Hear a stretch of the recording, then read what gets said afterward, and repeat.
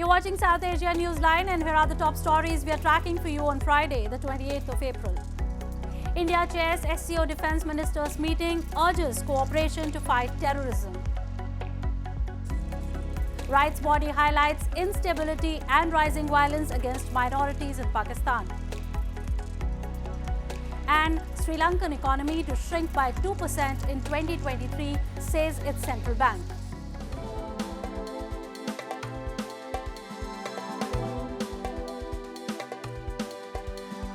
And now for all the details. India's Defence Minister Rajnath Singh on Friday chaired the Shanghai Cooperation Organization, the SCO's Defence Ministers meeting in capital New Delhi.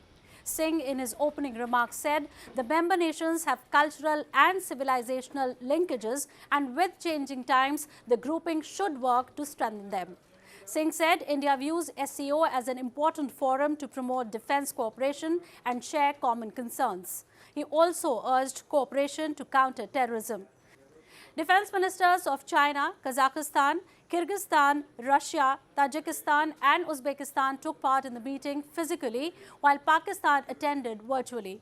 The meeting was also joined by ministers from Iran and Belarus, who were invited by India as observer nations. Rajnath Singh also held separate bilateral meetings with his counterparts from the SCO member nations. During the COVID-19 pandemic, India truly established that it was the pharmacy of the world, and it did so by supplying vaccines to almost 100 countries and relevant medicines to at least 150 countries. India's Foreign Minister S. Jaishankar said on Thursday as he addressed a business forum meet in Colombia. He said the fact is that COVID has made us all much more aware of supply chain vulnerabilities, and pitched that India's traditional medicine and wellness practice could also have strong business implications. The foreign minister is currently on a 4-nation trip to Latin America to boost cooperation. During the COVID pandemic, India truly established that it was the pharmacy of the world. If we are looking at more sources, regionalized production and competitive pricing, I would suggest to our Colombian friends that Indian industry is your natural partner. Pakistan is set to receive the first shipment of discounted Russian oil by May. The purchase of crude oil is expected to provide respite to the cash-strapped country, which has been struggling to avert a balance of payments crisis.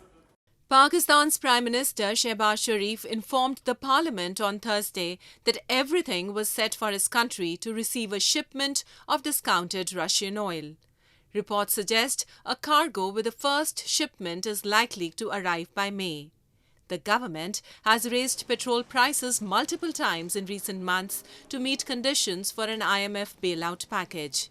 The deal with Russia will see Pakistan buy only crude oil, not refined fuels, with Islamabad to target imports to reach 100,000 barrels per day if the first transaction goes through smoothly.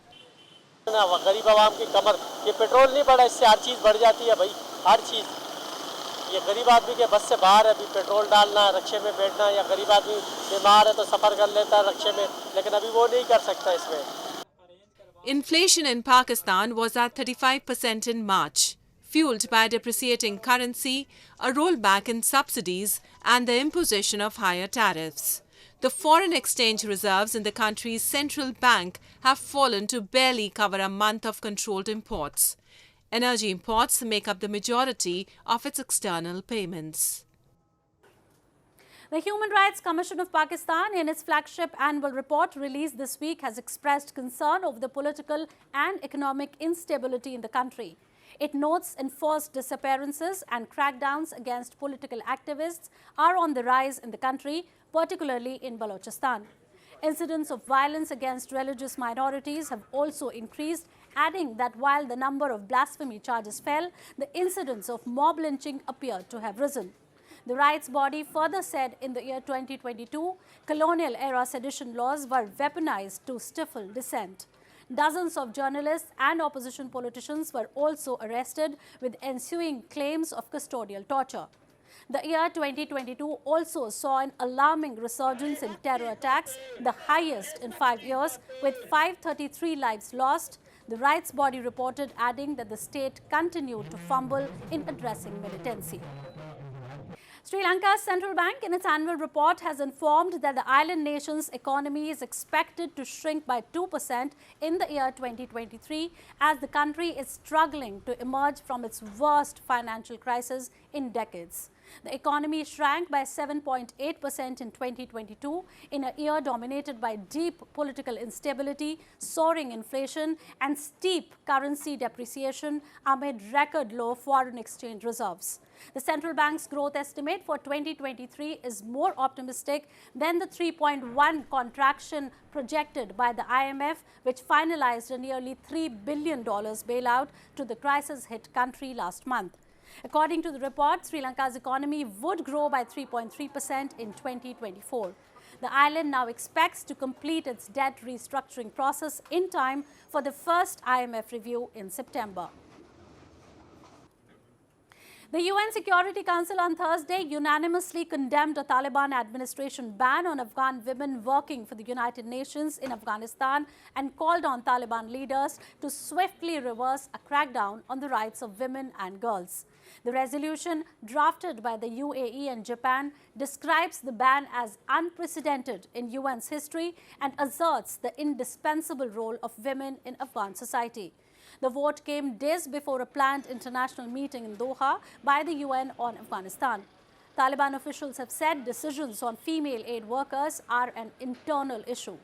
The UN resolution also recognizes the need to address substantial challenges facing Afghanistan's economy, including through using assets belonging to Afghan Central Bank for the benefit of the Afghan people. The central bank assets remain frozen due to foreign sanctions. Sizzling heat in parts of India has prompted zoo authorities to take special measures to keep the inmates cool. Zoo animals are receiving special treat of juicy fruits and they are being given a bath at regular intervals. Take a look. Zoo authorities in parts of India have taken major steps to help animals stay cool amid the hot weather.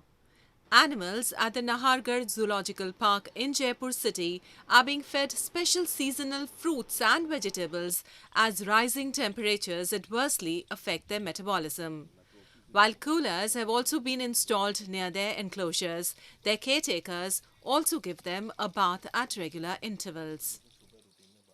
खाद्य जो उनको feed है उसमें परिवर्तन किया गया है। जो हमारे स्लॉथ बियर हैं उसको जौ का सत्तू दिया जा रहा है, साथ साथ दूध भी दिया जा रहा है। इसके अलावा हम स्पेशल उनके लिए फ्रूट आइसक्रीम दिए जाते हैं जिसमें विभिन्न जो सीजनल फ्रूट्स हैं जैसे एप्पल, बनाना और इसके वाटरमेलन, ये उनको मिला के भालों में दिया जाता है। इसके अतिरिक्त हमारे जो हर्बीवोरस हिरण प्रजाति के जो भी वन्य जीव हैं उनको रिचिका की मात्रा बढ़ाई गई है। साथ साथ उनको सीजनल फ्रूट्स में खीरा है, ककड़ी है और उसके साथ तरबूज दिया जाता है। प्रतिदिन वन्य जीवों को जब एंक्लोजर में निकालते हैं उससे पहले उनको नहलाया जाता है। Summers in India are a difficult time when soaring temperatures lead to numerous casualties for humans as well as animals. Possible reasons for the rising temperatures range from global warming to greater urbanization, leading to taller buildings and diminishing green cover. लोगों ने कुछ कूलरों की व्यवस्था करी है shell के अंदर। Lion, tiger, leopard, इनमें भालू, इनमें सब में हमने नाइट के समय कूलर की व्यवस्था करी है। करीब 4 कूलर इनमें लगाए हैं। उसके अलावा जो न्यू वर्ल्ड मंकी है वो भी काफ़ी सेंसिटिव होते हैं हीट को लेके। उनके इनक्लोजरों में भी दोनों तरफ से 2 साइड से हवा के लिए कूलिंग के लिए 2 कूलर लगाए हुए। That's all in tonight's edition. We'll see you same time next week. Have a great weekend.